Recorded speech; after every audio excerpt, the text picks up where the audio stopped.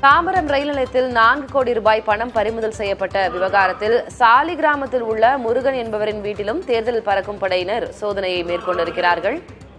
தாம்பரம் ரயில் நிலையத்தில் 4 கோடி ரூபாய் பணம் பறிமுதல் செய்யப்பட்ட நிலையில் அதன் தொடர்ச்சியாக சாலி கிராமத்திலும் சோதனை நடைபெற்று வருகிறது.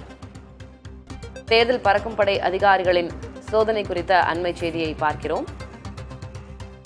நேற்று இரவு நெல்லை எக்ஸ்பிரஸ் ரயிலில் பாஜக வேட்பாளர் நயினார் நாகேந்திரனுக்கு 4 கோடி ரூபாய் பணம் கொண்டு செல்லப்படும் போது கையும் களவுமாக குளத்தூரைச் சேர்ந்த சதீஷ், அவரது தம்பி நவீன் மற்றும் பெருமாள் ஆகிய 3 பேரை தேர்தல் பறக்கும் படையினர் கைது செய்தனர். அவர்களிடமிருந்து 4 கோடி ரூபாய் பணம் பறிமுதல் செய்யப்பட்டது.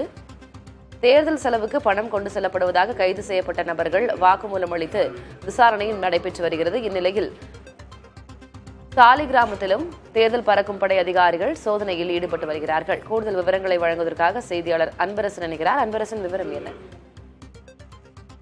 தாம்பரம் ரயில் நிலையத்தில் பறிமுதல் செய்யப்பட்ட பாஜக வேட்பாளர் நயினார் நாகேந்திரனுக்கு சொந்தமான 4 கோடி ரூபாய் பணம் பறிமுதல் செய்யப்பட்ட விவகாரத்தில் அவரது உறவினர் வீட்டில் தேர்தல் பறக்கும் படையினர் நேற்றிரவு சோதனை மேற்கொண்டிருக்கிறார்கள். சுமார் 3 மணி நேரம் இந்த சோதனையானது நடைபெற்றிருக்கிறது. குறிப்பாக சாலி கிராமம் வெங்கடேஸ்வர நகரில் இருக்கக்கூடிய முருகன் என்பவரது வீட்டில் இந்த சோதனையானது தேர்தல் பறக்கும் படையினர் சோதனை மேற்கொண்டுள்ளனர். சரியாக 12 மணியிலிருந்து நள்ளிரவு 2 மணி வரை தேர்தல் பறக்கும் படை அதிகாரிகள் சோதனை மேற்கொண்டுள்ளனர்.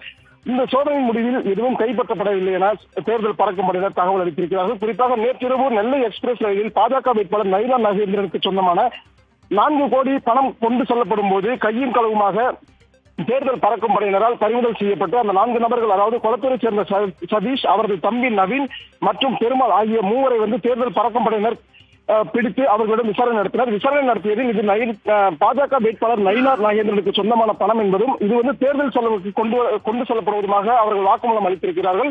இதன் அடிப்படையில் அந்த பறிமுதல் செய்யப்பட்ட ரூபாய் 4 கோடி குறித்து தற்போது விசாரணை ஈடுபட்டு வருகிறார்கள். மேலும் இந்த சம்பவம் குறித்துதான் விருகம்பாக்கத்தில் உள்ள முருகன் என்பவரது வீட்டில் தேர்தல் பறக்கும்படை அதிகாரிகள் நேற்றிரவு சரியாக 3 மணி நேரம் சோதனை நடத்தி சென்றிருக்கிறார்கள். இந்த சோதனையின் முடிவில் மேலும் பல தகவல்கள் கிடைத்திருப்பதாகவும் தேர்தல் படை அதிகாரிகள் தெரிவித்திருக்கிறார்கள். இந்த தகவலின் அடிப்படையில் மேலும் சில இடங்களில் சோதனை நடத்தப்பட வாய்ப்புள்ளதாகவும் அதிகாரிகள் தகவல் தெரிவித்திருக்கிறார்கள். தற்போதைய விவரங்களுக்கு நன்றி அன்பரசன்.